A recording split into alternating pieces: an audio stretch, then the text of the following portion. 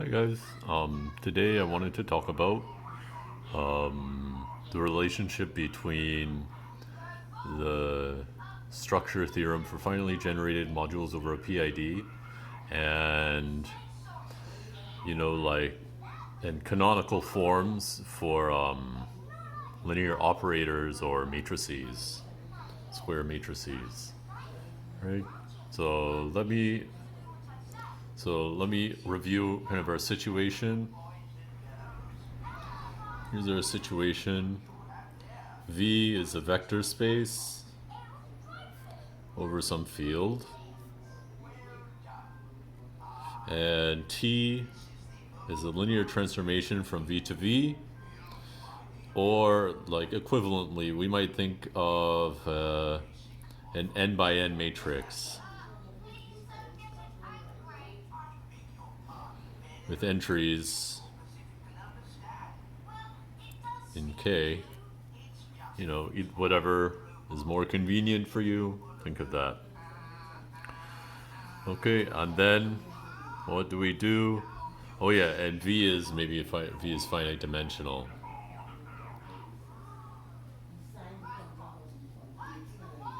Okay, and we want to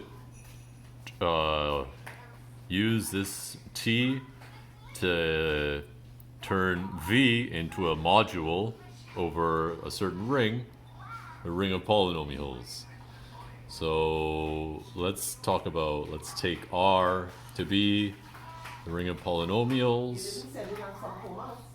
And to turn V into a R module, well, it's already a K module, so we just really need to tell what is X times a vector look like. So we define an R module structure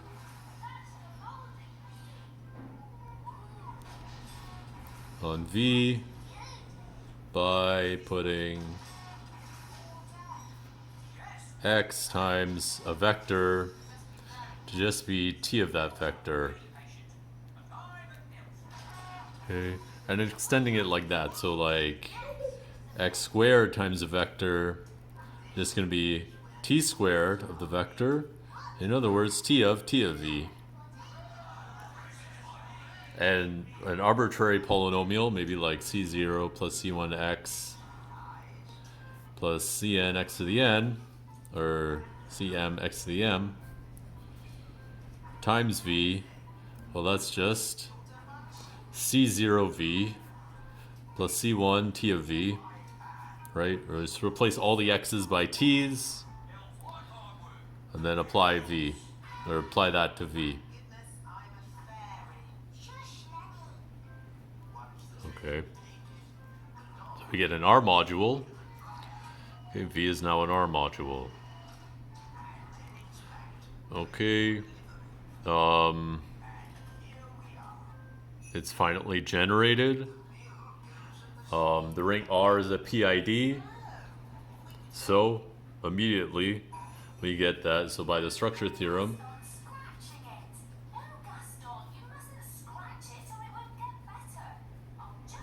oh yeah, we know V is finitely generated because take any basis, and that generates V over K. So just immediately it generates V over R as well. Okay, so it's finally generated. The ring R is a principal ideal domain. So the structure theorem applies to tell us that V is isomorphic to some R's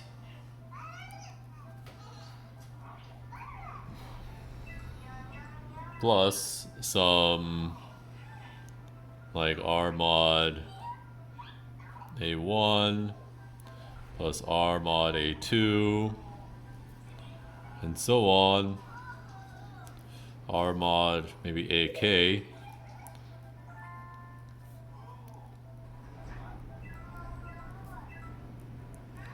So these are all polynomials. such that A1 divides A2 like that and divides AK. Okay.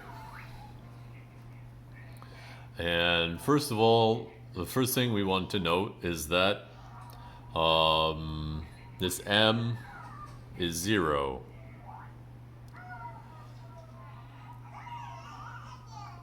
Why is it 0? Well, is by the Cayley-Hamilton theorem. So remember that if P of X is a characteristic polynomial of T, then P of T equals 0.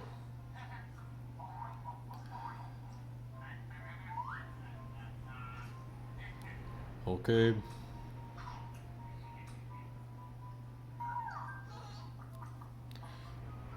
Now, things in this part,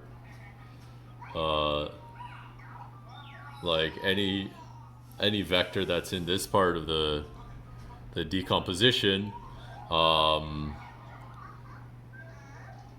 you know, P times that vector is non-zero. Okay.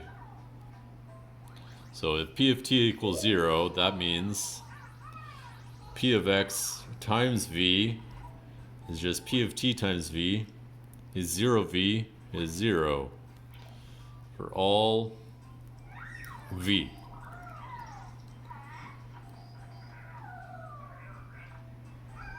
Okay, but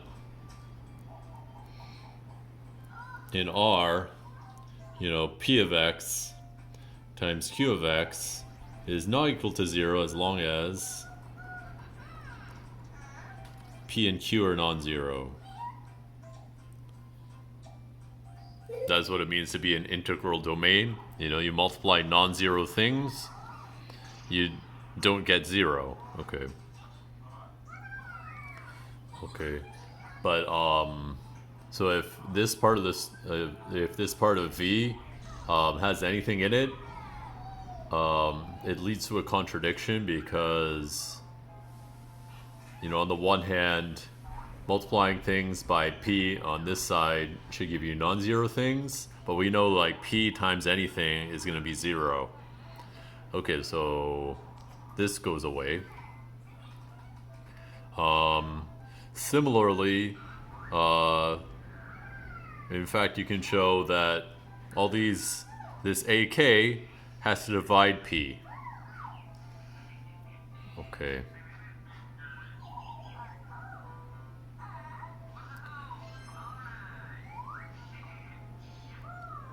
Okay, so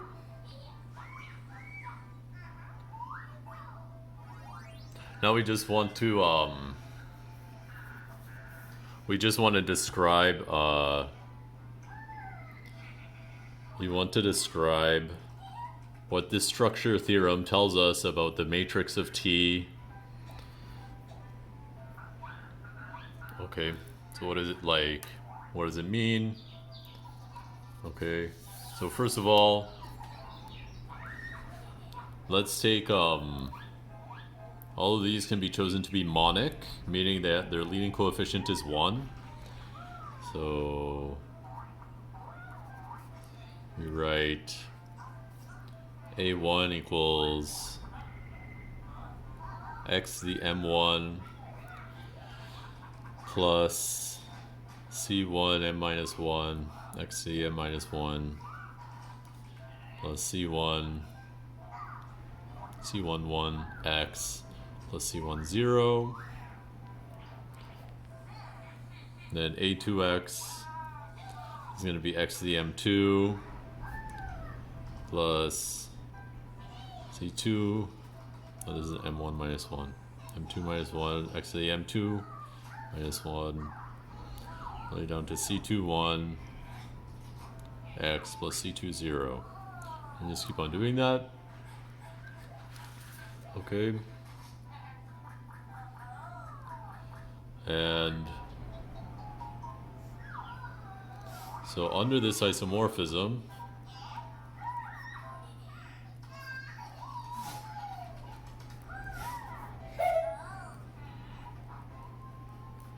okay, choose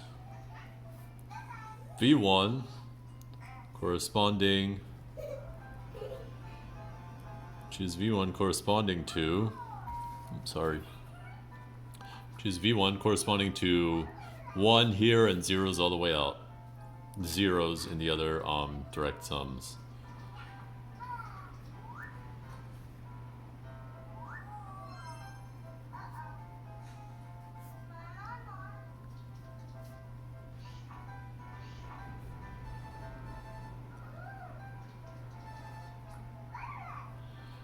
Okay.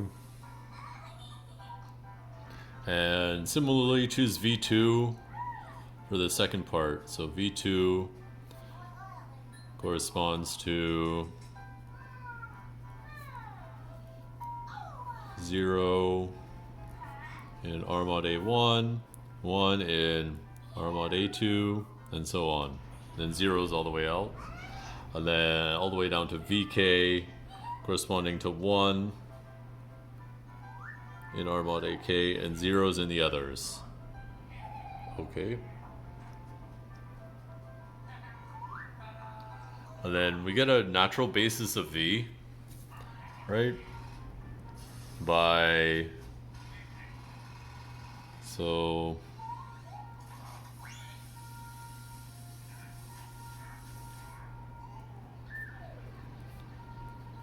a basis of V is, well, we just look at a basis of the right-hand side.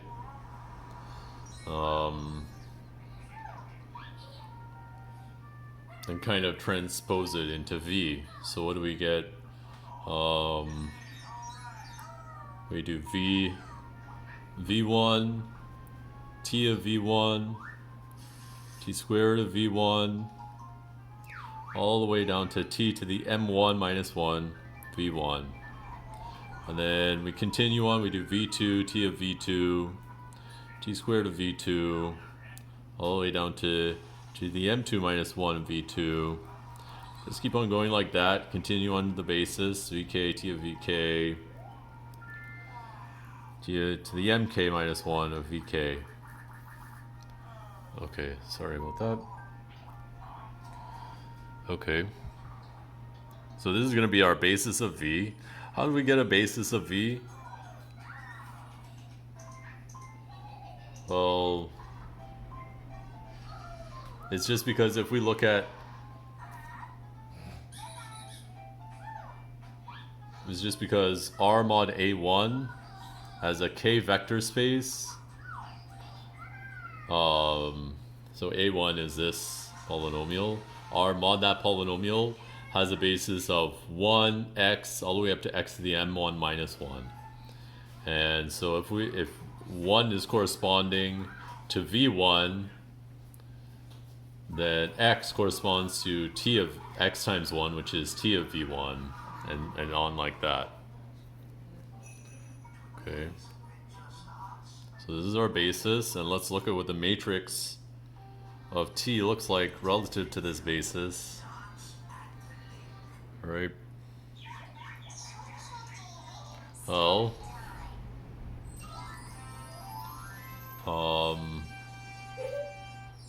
so we apply t to each element of the basis, and then we write it in terms of the basis.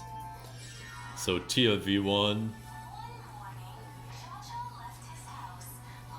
well, it's already written in terms of the basis. It's just 0 plus 1 times this plus 0 times all the rest plus 0 times everything else. It's like 0, 1, and then zeros. T of v1 is just the next one.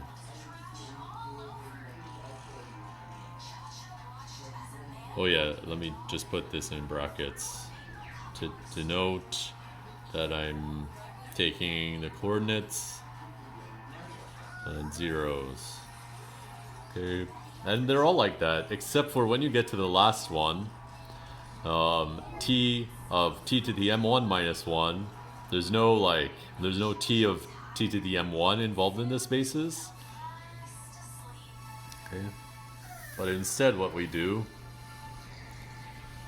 we write t of t to the m1 minus 1 of v1. You just write it out. Well, it's t to the m1 of v1, but t to the m1